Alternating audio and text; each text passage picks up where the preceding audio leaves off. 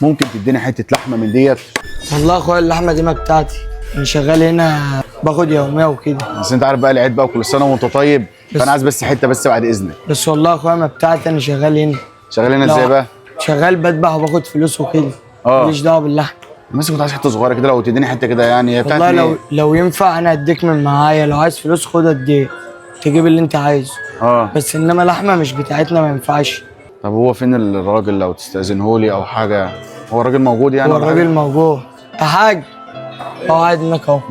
اهو لو يستسمحك بس كده بعد اذنك. الاستاذ جاي يقول لي عايز حته لحمه عشان احنا في عيد وكده. عينينا بس كده. انا بس الفكره بس كلها، بس انا قلت له فهو ما رضاش يديني، بيقول لي ان هي بتاعت حضرتك يعني. لا ازاي يا عم، ده حاجتك. اصل ده امانه اللي انت عايزه. الله يبارك لك. يعني اللي انت عايزه. توقع هات يا عم له. والنبي كيسين بعد اذنك الاستاذ. هاتوا النبي لو سمحت يا احمد كيسين. حاج كيس، حاج كيس.